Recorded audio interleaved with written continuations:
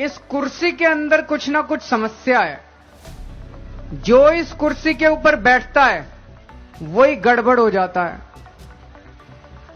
तो कहीं ऐसा तो नहीं कि इस आंदोलन से जब विकल्प निकलेगा और वो लोग जब कुर्सी पे जाके बैठेंगे, कहीं वो ना भ्रष्ट हो जाएं, कहीं वो ना गड़बड़ करने लगें।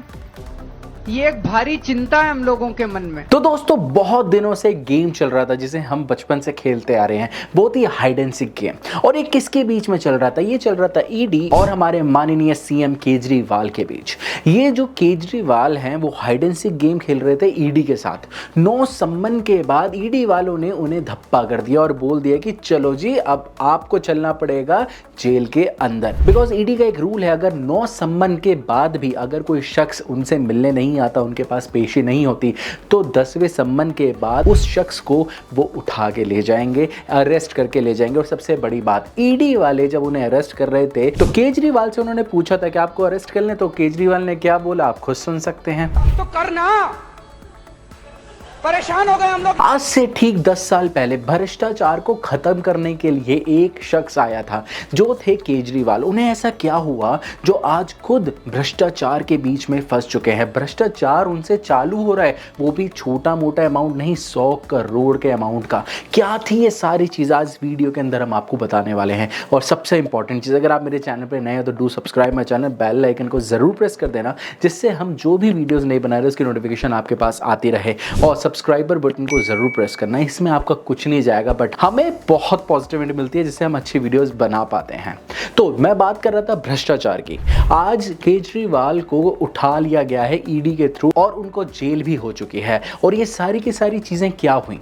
आज बहुत सारे जो केजरीवाल के चाहने वाले लोग हैं, उनकी टीम वाले लोग हैं, ये बोल रहे हैं कि ये लोकतंत्र की हत्या है। अपोजिट सरकार जो है, बीजेपी सरकार जो है, उनकी तानाशाही है, जिसे वो बोलते हैं मोदी की तानाशाही है। ये सारी चीजें चल रही हैं। बट यहां पर अपोजिट सरकार जो है वो बोल रही है जैसी करनी वैसी भरनी, जो शख्स जो कर रहा है वो भरेगा ही। और अपोजिट पार्टी तो एक और चीज बोल रही है, कोई बात नहीं थी, हाड़ में जाके मनीष सिसोदिया और संजय सिंह के साथ नई नई गेम खेलो ना। अब क्या करना है? जब इतना बड़ा भ्रष्टाचार कर चुके हो, तुम अपने दोस्तों के पास जाओ और वहां पे गेम खेलो। ये सारी की सारी स्टोरी क्या है, आज मैं आपको बताता हूं।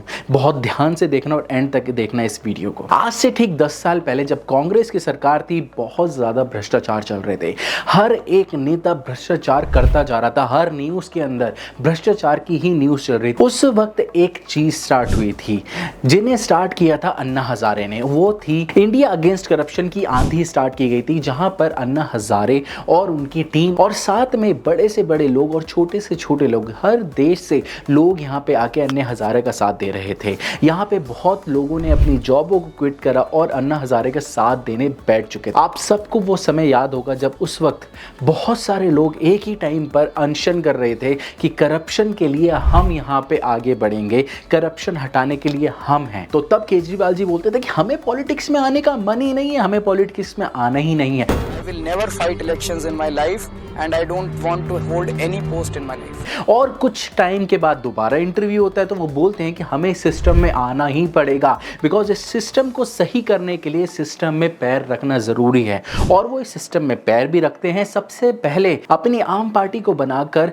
चुनावों के अंदर बहुत सीट भी ले लेते हैं, बट इतनी सीट नहीं ले पाते अपनी एक सरकार बना पाए। तो उन्होंने क्या किया? उन्होंने उस सरकार का साथ देना चाहा जिस सरकार की वजह से वो पार्टी बनाई गई थी। वो सरकार थी कांग्रेस सरकार, जिसके अपोजिट आम आदमी पार्टी की सरकार बनाई गई थी, जिनका मुद्दा यही था कि करप्शन को हटाना है। और जो सरकार ही करप्शन कर रही थी, उनके साथ ही उन्होंने सत्ता के अंदर पहला कदम रखा। अब लोगों को लगने लगा था कि अब जो शख्स पॉलिटिक्स के अंदर आया है वो एक अच्छा शख्स है, मसीहा है, और अब आगे करप्शन बंद हो जाएगा। बट इसके अपोजिट कुछ और होने वाला था जो शायद लोगों ने एक्सपेक्ट भी नहीं किया था, जो अभी हुआ। सबसे सबसे इंपॉर्टेंट चीज क्या है ये लिकर स्कैम, क्या है ये घोटाला जो शराब के नाम पर इतना तगड़ा घोटाला किया गया है, वो क्या है। 2022 के अंदर शराब नीति को चेंज किया गया और इस चेंज की वजह से कई हजारों करोड़ का नुकसान हुआ है सरकार को। पुरानी शराब नीति को बदलकर जब नई शराब नीति लाई गई तो सबसे ज्यादा प्रॉफिट हुआ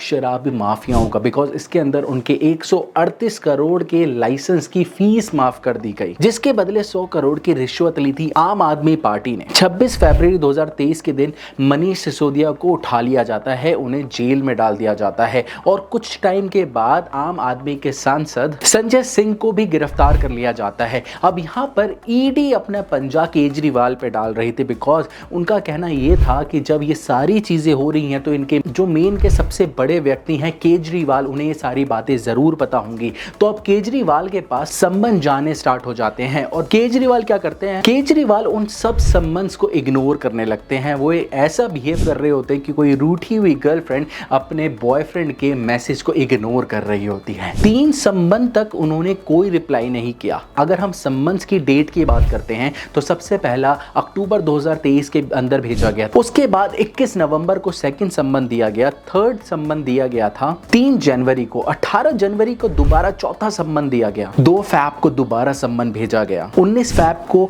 फिर सम्मन भेजा गया, 26 फैब को 7वां सम्मन भेजा गया, 4 और 21 मार्च को 8वां और 9वां सम्मन भी भेज दिया गया। अब यहाँ पर जो केजरीवाल के मित्र हैं, केजरीवाल के पार्टी वाले हैं, वो बोल रहे हैं ईडी तो सरकार के हुक्म पे चल रही है। आपको शायद पता नहीं होगा और बहुत सारे लोगों को डेफिनेटली पता नहीं होगा, ईडी के पास एक राइट होता है, अगर वो 3 सम्मन किसी शख्स को भेज देते हैं तो उनके पास नॉन बेलेबल वारंट इशू करने का राइट होता है उस शख्स के लिए। जब भी सीएम केजरीवाल को ईडी वालों ने गिरफ्तार नहीं करा, उन्होंने अपने 6 सम्मन उसके बाद भेजे, फिर उन्होंने उसने उठा लिया। इट्स मीन कि उन्हें गिरफ्तार कर लिया गया। सबसे रोमांचक चीज तो जब पता चली, जब ईडी वालों ने जब रेड मारी उनके घर पर, तो उनके पास एक प्रॉपर लिस्ट थी कि कौन कौन से शख्स ईडी के अंदर काम कर रहे हैं उनके केस के ऊपर। अब आप सोच सकते हैं कि ये वाली अंदर की इंफॉर्मेशन उनके पास कैसे जा रही थी, और जो लोग बोलते हैं कि अपोजिट जो सरकार है वो सारी चीजें कर रही है। सबसे बड़ी बात केजरीवाल के ऊपर आरोप क्या है, जब मनीष सिसोदिया को बेल के लिए कोर्ट के अंदर लाया गया, ईडी ने वहां पर 338 करोड़ की ट्रेल रखी थी। ये वो पैसा था जो शराब माफियाओं ने आम आदमी पार्टी को ब्राइब दी थी, रिश्वत दी थी। और ईडी का कहना यह था कि यहां पर हमें केजरीवाल से भी पूछताछ करनी है। यहां से स्टार्ट हुई थी सम्मन भेजने की, यहां पर उनको सम्मन भेजने स्टार्ट कर दिए गए थे। और दूसरा आरोप था शराब नीति को बदलने के लिए जो मीटिंग रखी गई थी वो केजरीवाल जी के घर पे रखी गई थी, वो सबसे बड़ी बात थी। और इसी के अंदर एक आरोपी जिसका नाम समीर मंदूरी, इसके साथ जब पूछताछ हो रही थी तो उन्होंने एक बात बताई थी। उन्होंने बोला था विजय नायर नाम का एक शख्स था जिन्होंने फेस टाइम पे केजरीवाल से मीटिंग कराई थी। इनफैक्ट केजरीवाल ने भी ये बात बोली है कि विजय नायर हमारा ट्रस्टी बंदा है, उससे आप सारी की सारी बातें शेयर कर सकते हैं। और तीसरी बात, ईडी ने यह भी बात बोली है कि जो शराब नीति बदली गई है इससे शराब माफियाओं को बहुत प्रॉफिट हुआ, जिसकी वजह से 100 करोड़ की रिश्वत दी गई थी आम आदमी पार्टी को और 45 करोड़ हवाला के थ्रू गोवा भेजे गए थे। अब आप खुद सोच सकते हैं जो इंसान करप्शन मिटाने के लिए इस पॉलिटिक्स के अंदर आया था वो खुद करप्टेड कैसे हो सकता है। यहाँ पर बहुत सारी चीजें चल रही हैं, क्या वो स्टार्टिंग से ही करप्शन कर रहे थे या ईडी के पास बहुत टाइम के बाद इतने सबूत लगे हैं। और ये सबसे बड़ी बात कि जब ईडी का सम्मन केजरीवाल के पास आ रहा था वो क्यों नहीं गए, किस बात का डर था उन्हें, ये सारी की सारी चीजें अभी खुलेंगी जब इनकी कार्रवाई स्टार्ट होगी। तो मैं आपको दोबारा से इस सारे के सारे इंफॉर्मेशन के बारे में बताऊंगा कि केजरीवाल के ऊपर और कौन कौन से स्कैम्स चल रहे हैं। तो दोबारा आपके लिए वीडियो जरूर बनाऊंगा जो आगे अपडेट आने वाले हैं, बिकॉज बहुत सारे स्कैम्स हुए हैं इनकी पॉलिटिक पार्टी के अंदर, जैसे कि दिल्ली जल बोर्ड स्कैम, दूसरा मोहल्ला क्लिनिक स्कैम। इसके अंदर उन्होंने गलत पेशेंट्स की इंफॉर्मेशन दी थी जिससे उनको पैसा मिला। ये बहुत सारी चीजें थी जो हो रही हैं आज पॉलिटिक्स के अंदर। आप कमेंट बॉक्स में जरूर बताइएगा ये जो सारी चीजें हो रही हैं वो सही है या नहीं। जो आपके पास एक बहुत इंपॉर्टेंट चीज होती है वोट देना, उस इंसान को वोट दो जो आपको सही लगता हो, सोच समझ के वोट दो, जब ही हम आगे बढ़ पाएंगे। अब देखते हैं आगे क्या होगा इस फैसले में। मैं आपके लिए दोबारा वीडियो जरूर लाऊंगा, कमेंट बॉक्स में जरूर बताइएगा वीडियो आपको कैसे लगी। और दोबारा से एक बात बोलता हूं, अगर आप मेरे चैनल पर नए हैं तो do subscribe my channel, bell icon आपको दिख रहा होगा जरूर प्रेस कर देना। Thank you.